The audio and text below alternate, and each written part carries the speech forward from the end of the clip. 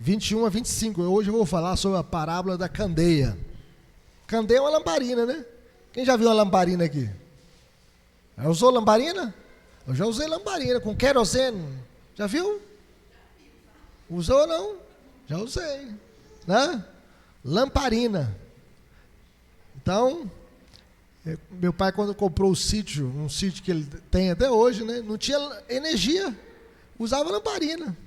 Já viram aquele lampião a gás? Ligava-se o gás e o lampião lá em cima, colocavam chamavam uma camisinha que vestia assim, e aí dava uma luz ali.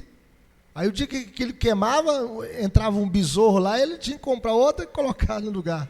Senão ficava sem luz. Já viu? Já viu, né? Tá vendo? Então os mais antigos aqui sabem, né? Os mais novos não conhecem. Você já viu, né, Antônio? Né? Lamparina. Então, no tempo de Jesus tinha lâmpada elétrica? Tinha não. Né? Tinha gás? Tinha não, mas tinha lamparina. Querosene ou azeite. Você colocava ali o azeite, né, para poder acender essa candeia. Então Jesus usa esta figura e conta uma parábola. Né? E nós vamos saber o que essa parábola tem a ver comigo, com você hoje no século 21. Tá bom? Vamos lá colocar em pé mais uma vez e vamos ler Marcos 4, 21 até o 25. Abra sua Bíblia nesse texto. Todos juntos? Você que está em casa também, Deus abençoe a sua vida e vamos ler esse texto. Diz assim: também lhes disse: vem porventura a candeia para ser posta debaixo do alqueire ou da cama? Não vem antes para ser colocada no velador? Pois nada está oculto, senão para ser manifesto, e nada se faz escondido, senão para ser revelado. Se alguém tem ouvidos para ouvir, ouça. Então lhes disse: atentai no que ouvis, com a medida com que tiverdes medido, vos medirão também, e ainda se vos acrescentará, pois ao que tem, se lhe dará, e ao que não tem, até o que tem lhe será tirado. Que Deus nos abençoe. Vamos orar. Pai querido, fale conosco, Senhor, por meio da Tua palavra, que a Tua palavra possa trazer vida à nossa vida, e que possamos entendê-la cada dia, e aplicá-la na nossa vida, Senhor, que o Teu Santo Espírito, que inspirou esta passagem da parábola da candeia, possa iluminar a nossa mente, ó Deus, para que possamos entendê-la e aplicá-la na nossa vida, no século 21, no ano de 2024, nesse dia 14 de julho de 2024, que a Tua palavra possa marcar a nossa vida, que nós não possamos sair daqui do jeito que entramos, mas que possamos sair daqui mais crentes, mais dedicados para servir ao Senhor, no nome de Jesus. Amém. Poderia sentar, meus irmãos. A luz é algo espetacular. Deus diz: haja luz e houve luz. Primeira coisa que Deus criou foi a luz. Aquele que é a luz que não foi criada, trouxe à existência a luz criada. Deus criou a luz. Aquele que mora em luz inacessível, iluminou a sua criação com algo brilhante que nos fala da sua glória. Deus trouxe à existência aquilo que os cientistas chamam de radiação eletromagnética. A primeira coisa que Deus criou foi a radiação eletromagnética, a luz cósmica. A luz, meus irmãos, é uma fonte de energia e calor mais importante da Terra. Sem luz, a vida na Terra seria o quê? Impossível. Teria como a gente viver na Terra sem luz? De maneira alguma. E é por isso que a luz era o ponto de partida fundamental no processo da criação. No quarto dia, o que Deus criou? Deus criou o sol, a lua e as estrelas. Deus criou o sol para governar o dia. Olha, o sol está brilhando? Agora? Não, mas em algum lugar ele está brilhando? Está brilhando, não é verdade? Outra coisa, quem é que coloca combustível lá no sol? Hã? Deus coloca combustível lá. Você já viu o sol parar de brilhar? Sol todo dia nasce e todo dia se põe. A lua tem luz própria? Não, a lua reflete a luz do sol. Por exemplo, você consegue olhar diretamente para o sol com seus olhos? Consegue? No meio-dia, olhar para o sol? Se você fizer isso, o que acontece com seus olhos, ô Antônio? Queima. Né? O Antônio mexe com solda. Quando ele liga lá o aparelho de solda, você tem que colocar aqui um protetor. Se você não usasse aquele protetor, você já teria visão hoje? Já teria queimado. E se alguém olhar diretamente para o sol, o olho dele também queima. Mas a lua não, a lua chega à noite, você olha para a lua, queima os seus olhos. Você pode olhar, Gabriel, a noite inteira para a lua, até fazer um poema para sua amada, está vendo? A lua inspira a gente, não é verdade? As estrelas ficam também brilhando na abóbada celeste. Nenhum de nós, meus irmãos, viverá sem luz. A luz é indispensável à vida. Nós precisamos de luz. Por exemplo, teria como a gente ler a Bíblia aqui se não tivesse essa luz acesa? Não teria. Nós reconheceríamos a face de alguém aqui com a luz apagada? No escuro? Não. Nós precisamos de luz. A luz é indispensável. Deus mandou que Moisés também fizesse o candelabro. Lembra que tinha lá no tabernáculo o candelabro? E o candelabro tinha 7 lamparinas. E a função do candelabro é que era iluminar. No Novo Testamento, Cristo se declara o que? Eu sou a luz do mundo. Aquele que me segue não andará em trevas. Pelo contrário, terá a luz da vida. Quem gosta da escuridão é Satanás. Deus não brinca de pique-esconde. Já brincou de pique-esconde aqui? Deus não brinca de pique-esconde. Deus gosta de se revelar. Os céus proclamam a glória de Deus. O firmamento anuncia as obras de suas mãos. Um dia discursa outro dia. E uma noite revela conhecimento a outra noite. Não há linguagem nem a palavra. Por toda a terra se faz ouvir a sua voz. Deus é luz. E a Bíblia diz que Deus é luz e não há nele treva nenhuma. Tão brilhante que ninguém pode se aproximar dele. Se Deus se manifestasse aqui com toda a sua glória, sabe o que nós viraríamos? Pó e cinza. E ele é luz inacessível. O crente, meus irmãos, é comparado também como luz. A Bíblia diz que outrora nós éramos trevas, mas agora nós somos luz do Senhor, andai como filhos da luz. Jesus diz o seguinte: vós sois a luz do mundo. Jesus compara a igreja como a luz do mundo. E o que Jesus quer nos ensinar com essa parábola da candeia? Em primeiro lugar, vai aparecer aí na sua tela, vamos ler comigo? Que o conhecimento espiritual precisa ser utilizado com diligência. Veja o que diz o versículo 21, vamos ler comigo? Também lhes disse: vem porventura a candeia para ser posta debaixo do alqueiro? O que é um alqueiro? Um cesto, um balaio, ou da cama? Não vem antes para ser colocada num velador? Então, meus irmãos, a candeia acesa não é para ser colocada debaixo da cama, mas no velador. O lugar da lâmpada é no suporte. Por exemplo, nós quando acendemos as lâmpadas aqui, nós colocamos a lâmpada debaixo do banco? Nós colocamos no lugar mais alto. Para quê? Para iluminar esse ambiente. Se faltar 2 lâmpadas aqui, eu já leio aqui com dificuldade. Se faltar essas 4 lâmpadas aqui, vocês vão ler também com dificuldade, porque vai ficar mais escuro. Não vai ter a luz para iluminar esse ambiente. Então, nesse ambiente, a lâmpada está no ponto mais alto. Isso significa que você tem que brilhar a sua luz. Isso significa que você não pode esconder a sua luz. O objetivo da candeia é ser vista e capacitar aos homens a verem. Em outras palavras, meus irmãos, o evangelho que possuímos não deve ser apenas admirado, mas praticado. O evangelho tem que ser pregado, anunciado. O evangelho não tinha o objetivo de apenas ficar retido no intelecto, na memória, nos lábios, mas o evangelho também tem que ser visto em nossa vida. Não podemos receber o conhecimento da palavra e guardá-lo apenas para nós mesmos.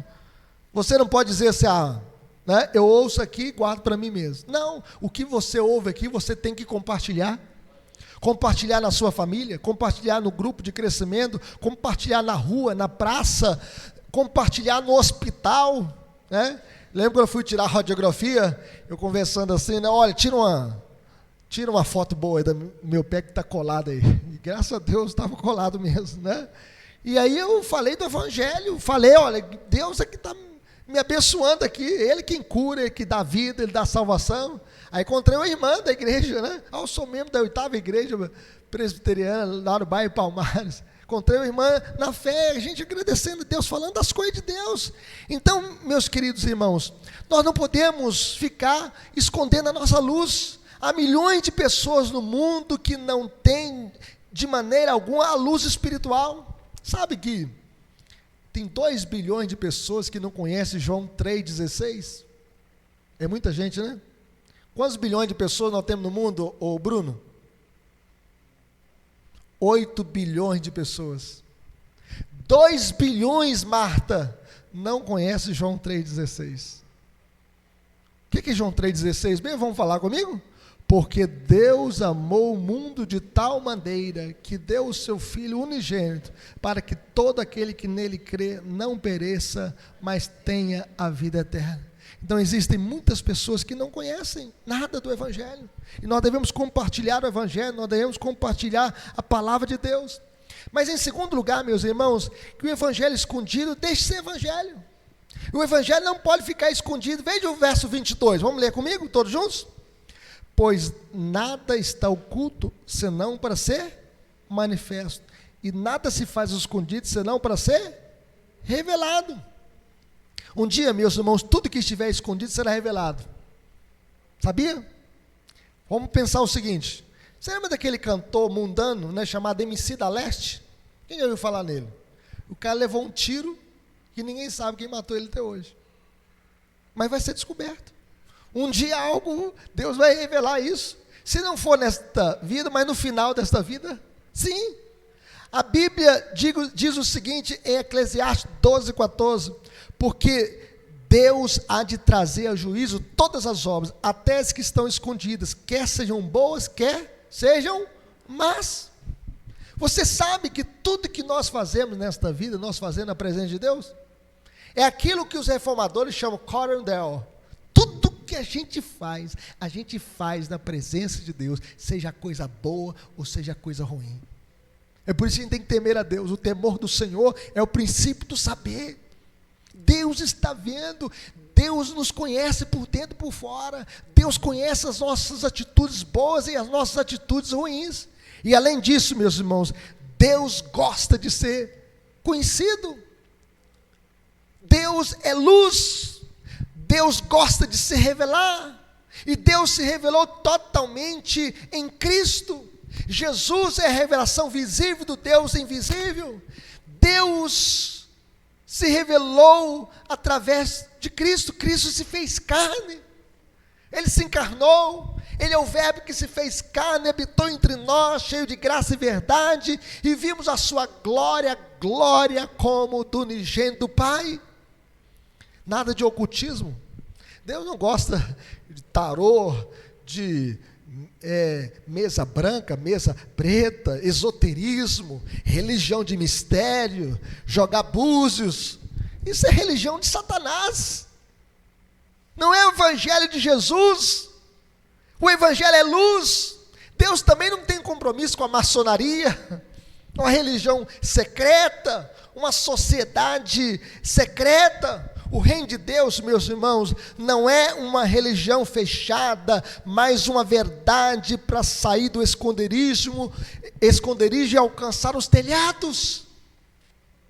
Aqui o que a gente prega aqui está na internet, fica gravado. A gente não tem nada para esconder. Pelo contrário, nós devemos mostrar mesmo. Mostrar quem é Deus, quem é Cristo, quem é o evangelho de Jesus. Saber quem Deus é. Então nós precisamos pregar a tempo e a fora de tempo e aproveitar as oportunidades. O evangelho não deve ser oculto, mas deve ser levado e divulgado por todo mundo. Não é isso que Jesus diz? Ide por todo mundo e pregai o evangelho a toda a criatura. Nosso irmão trabalha no crematório. Depois que a pessoa morreu, vai ter jeito?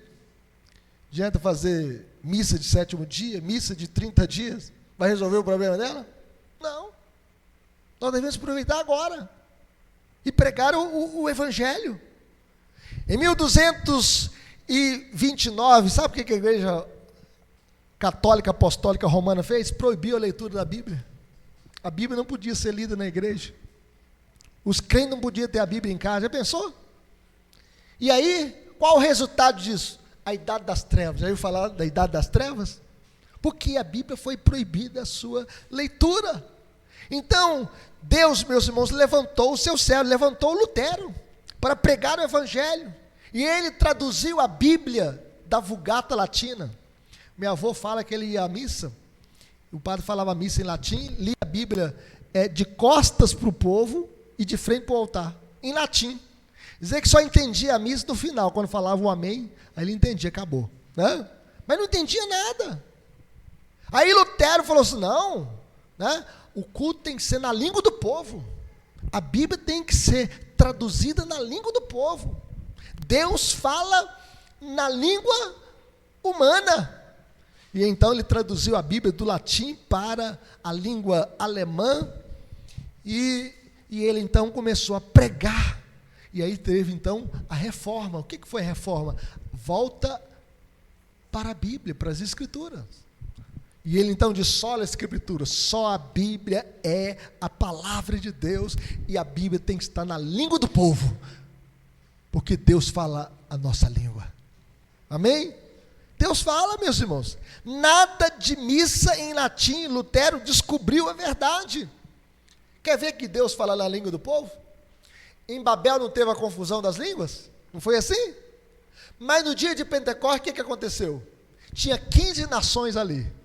E Deus então derramou o Espírito Santo sobre a igreja. E Pedro pregava e o povo entendia na sua própria língua.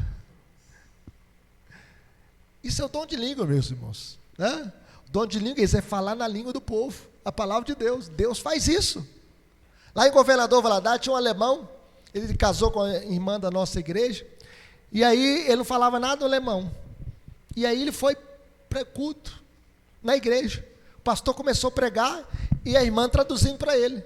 Começou a pregar e traduzindo para ele. Daqui a pouco ele vai, para, eu estou entendendo tudo que o pastor está falando, ele está falando na minha língua. Deus fez isso. Sobrenaturalmente ele se converteu e se tornou membro da nossa igreja. Deus faz isso. Agora, meus irmãos, não tem nada a ver com essas línguas estranhas aí, que a pessoa fala, isso é enrolação de língua, tá bom? Porque a língua tem um propósito missionário. E no dia de Pentecostes houve o quê? A universalização do Evangelho.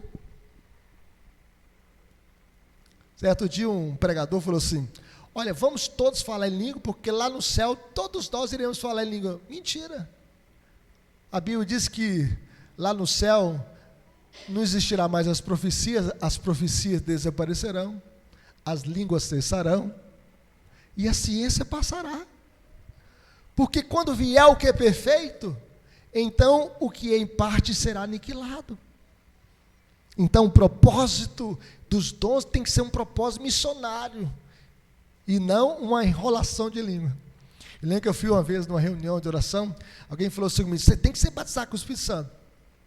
Mas eu falei, eu já sou batizado com o Espírito Santo, porque não tem jeito de ser crente sem o Espírito Santo. Tem jeito de ser crente sem ter o Espírito Santo? Não tem, meus irmãos.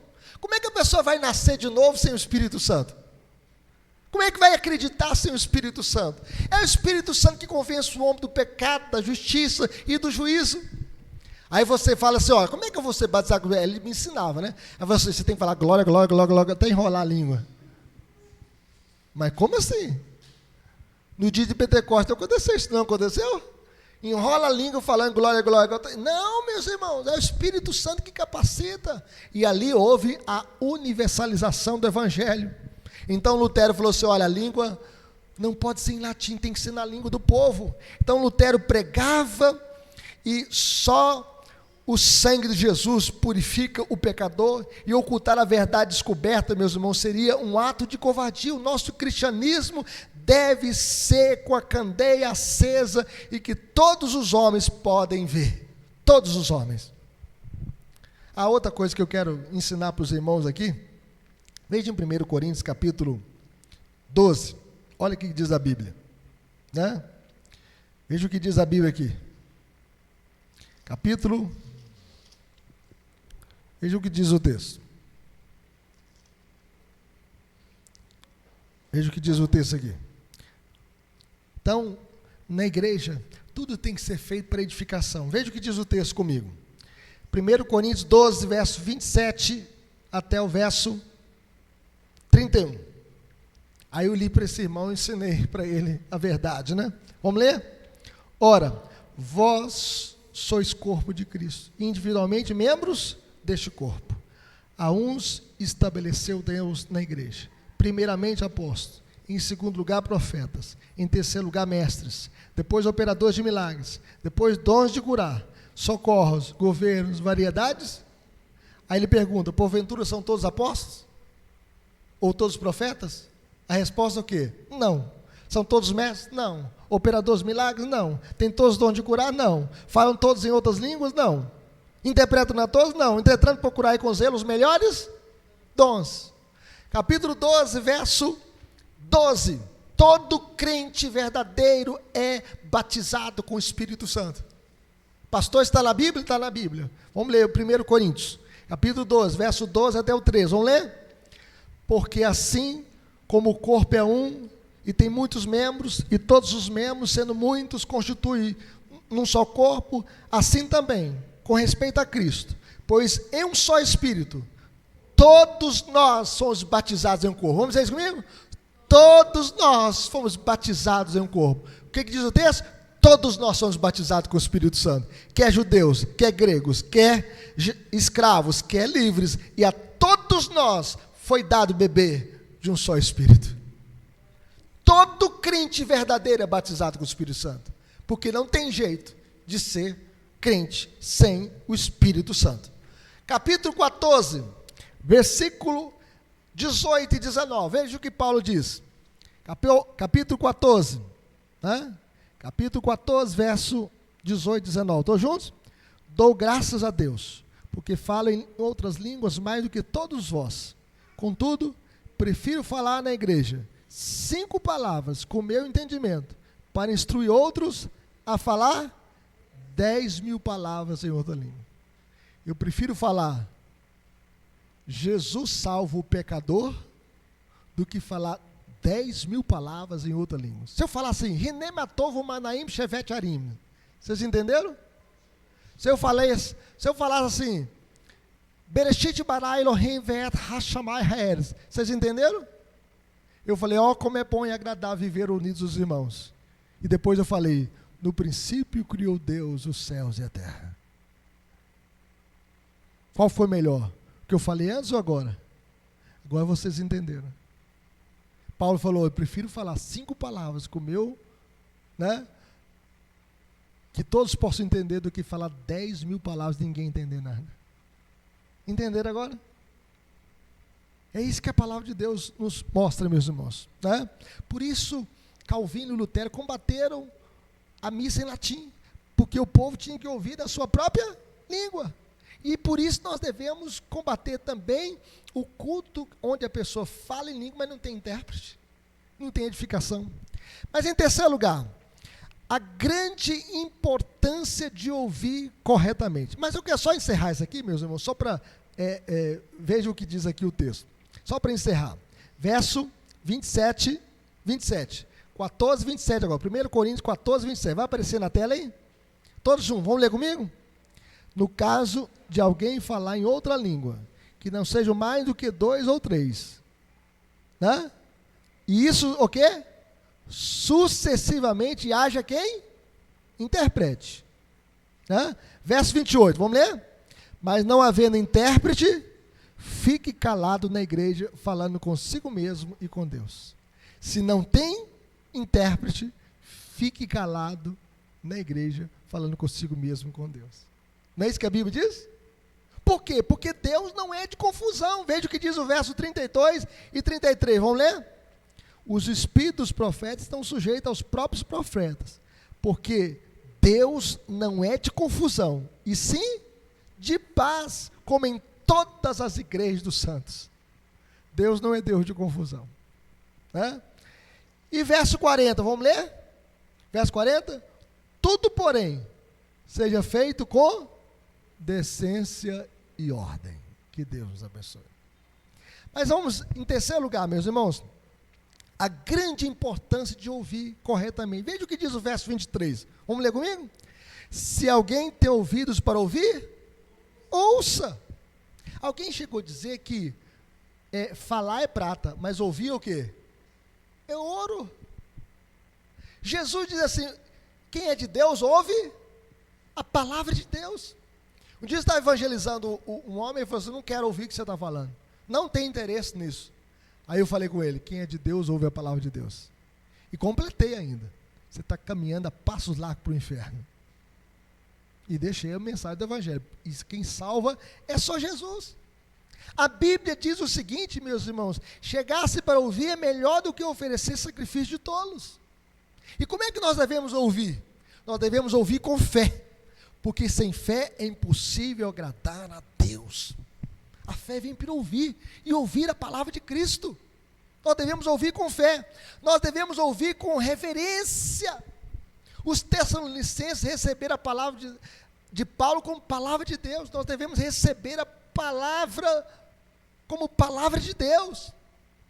Aqui, meus irmãos, é um livro inspirado pelo Espírito Santo. Tem um pregador chamado René Kivitz, é um liberal. Ele fala assim, ó, que a gente precisa atualizar a Bíblia, que a Bíblia está desatualizada.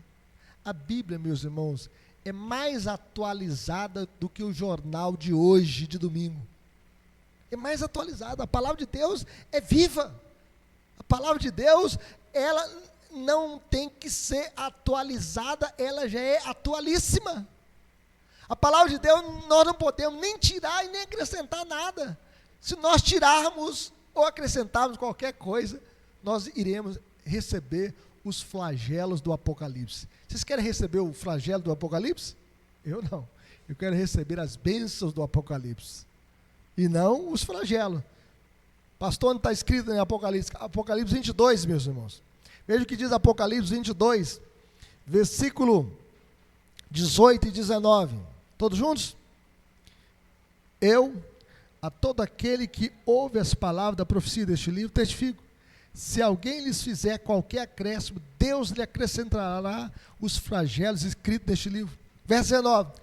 E se alguém tirar qualquer coisa das palavras do livro dessa profecia, Deus tirará a sua parte da árvore da vida, da cidade santa, das coisas que se acham escritas neste livro. Nós não podemos nem tirar e nem acrescentar.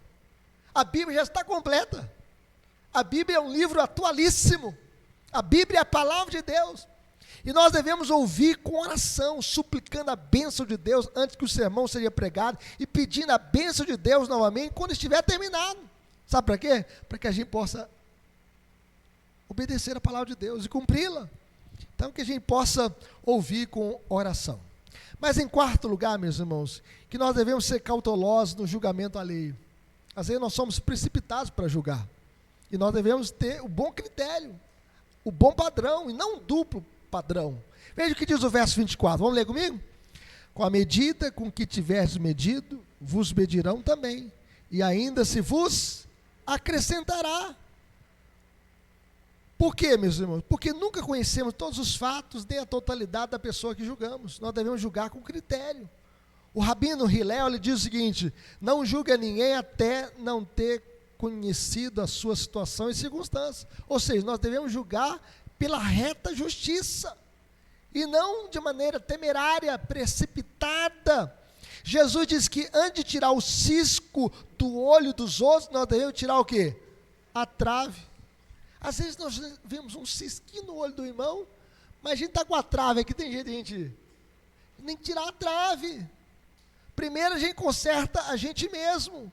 Então, ninguém tem o direito de criticar o outro se não estiver disposto a pelo menos tentar que as suas ações sejam melhores que as dos outros, a quem critica. Tira a trave primeiro. a disposição de consertar, de santificar, né, e de buscar sempre o crescimento espiritual. E finalmente, meus irmãos, tudo quanto for cultivado prospera, e tudo quanto não for cultivado tende a desaparecer. Veja o que diz o verso 25, para a gente concluir lendo esse versículo. Vamos ler comigo? Pois ao que tem, se lhe dará, e ao que não tem, até o que tem lhe será tirado. Então, em matéria de conhecimento, meus irmãos, quanto mais se conhece, mais fácil será adquirir. Nós devemos crescer no conhecimento de nosso Senhor e Salvador, Jesus Cristo. No campo do conhecimento, não podemos nos deter, sempre adquirimos mais conhecimento ou os perdemos. Por exemplo, se você parar de ler a Bíblia, o que acontece com a sua vida? Você vai parar de crescer espiritualmente. Eu sempre falo, para o crente ser forte, precisa de um boi, sabia? Quem já tem um boi aqui?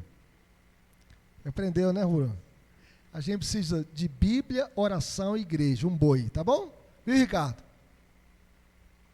Tem jeito do crente ser forte sem essas três coisas? Bíblia, oração e igreja? Por exemplo, eu estou aprendendo a andar de novo. A gente, depois que machuca o pé, tem que aprender a andar, não é, Ricardo? Por quê? Os tendões ficam enrijecidos. Aí tem que fazer fisioterapia para a gente aprender a andar de novo. Porque os movimentos... Eu lembro que a Kelly estava fazendo uma massagem no meu pé e doía, porque estava enrijecido. Uma dor terrível, não era dor no quebrado, era dor no músculo do peito do pé. Tem essa expressão, peito do pé, não tem? Não dói? Aqui você vai voltando, porque você parou os movimentos. E olha que eu parei, né, alguns dias apenas. Hoje está completando 40 dias. Mas dói, Antônio, porque ficou parado. Tudo que para, atrofia. O corpo é movimento, gente. E o cristianismo também é um movimento da fé. A gente precisa aprender, né, a crescer, a desenvolver o nosso conhecimento. Vamos pensar o seguinte: o crente que, por relaxamento espiritual, deixa de vir no culto à noite, domingo, o que ele está fazendo em casa? Está no Zap, está no Instagram, está no Facebook, está vendo o Fantástico, está poluindo a sua mente, quem sabe, com a pornografia. Quantos cristãos hoje prisioneiros, né, da pornografia? Quantos casamentos acabaram por causa da pornografia virtual?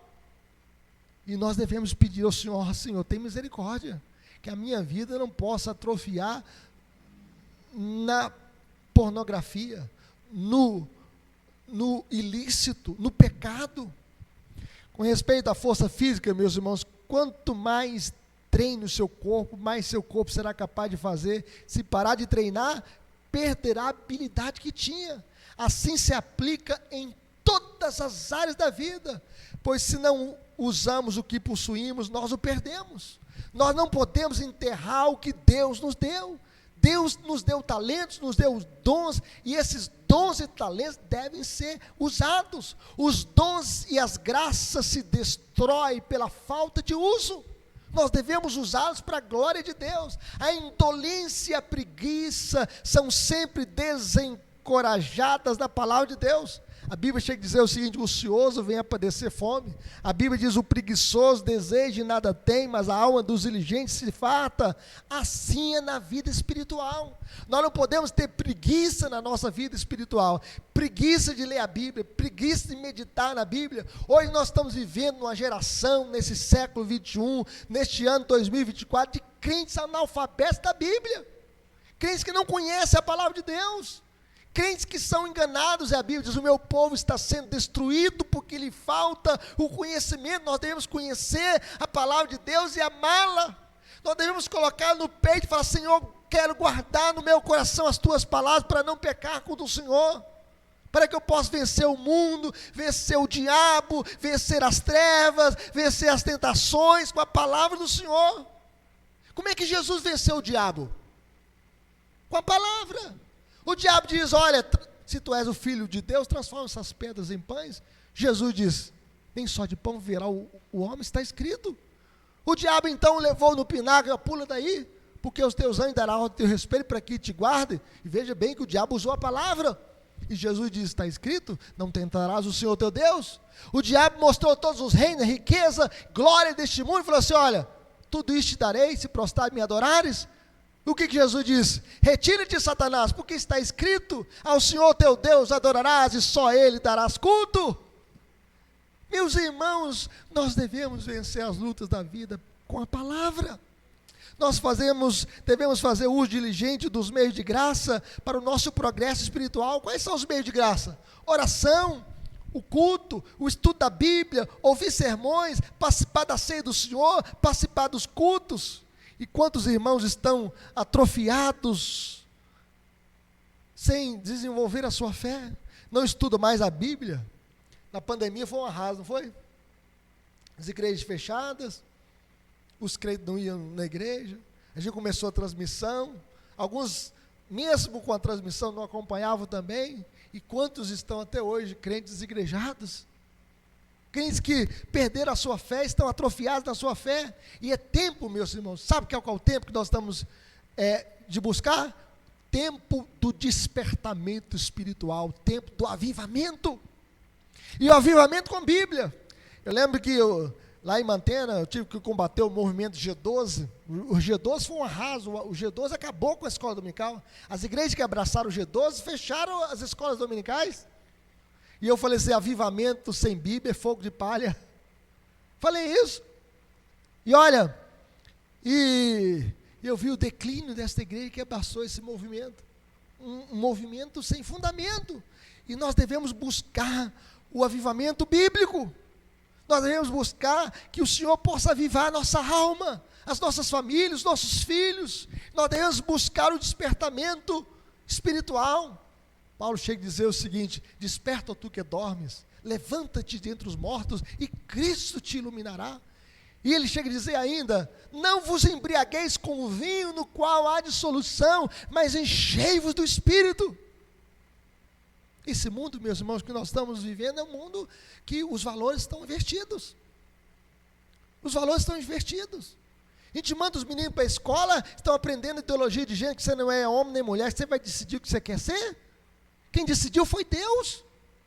Foi Deus quem decidiu que você é mulher e se você é homem, biologicamente. Isto é anti-ciência, anti-Deus, anti-cristianismo.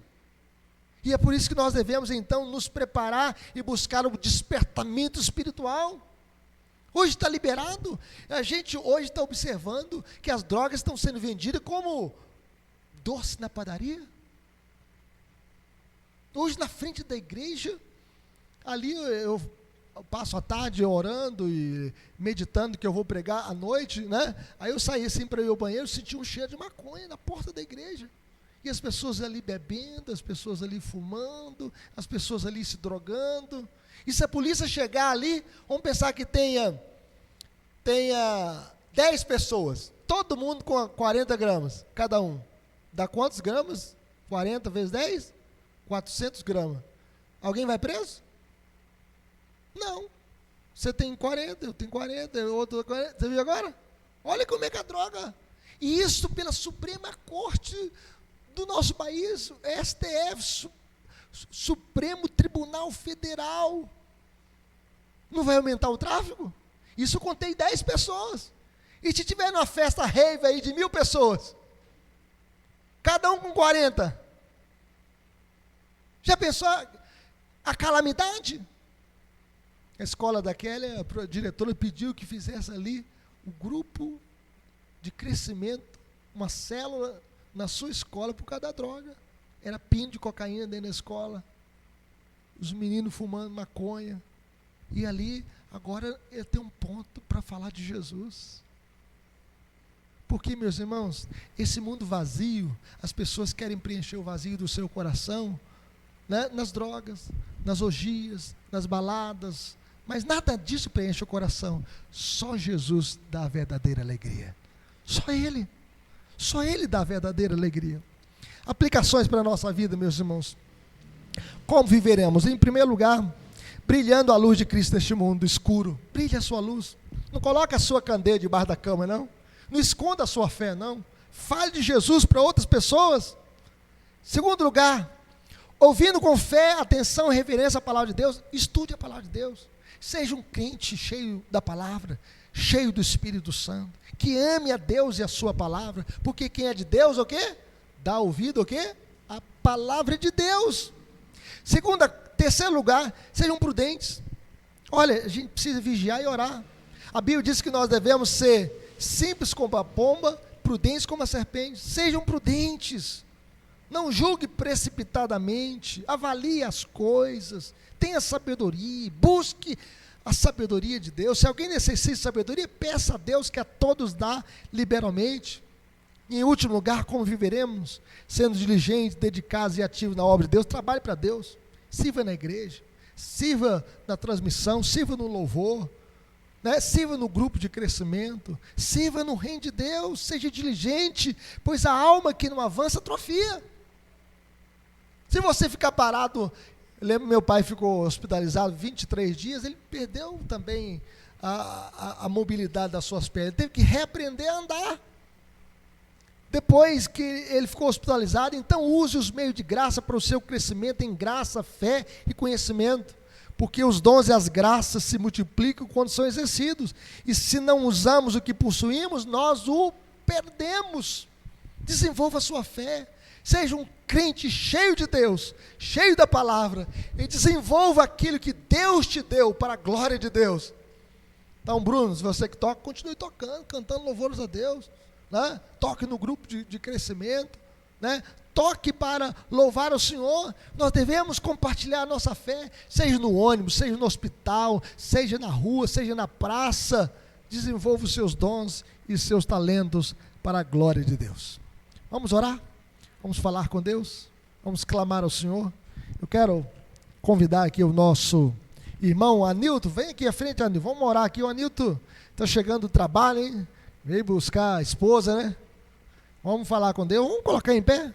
Vamos orar ao Senhor. Vamos clamar a Deus de todo o nosso coração. A certeza que Deus é quem faz grandes coisas em nós, por nós e através de nós. Pode ficar aqui, Anilton, Vamos falar com o Senhor.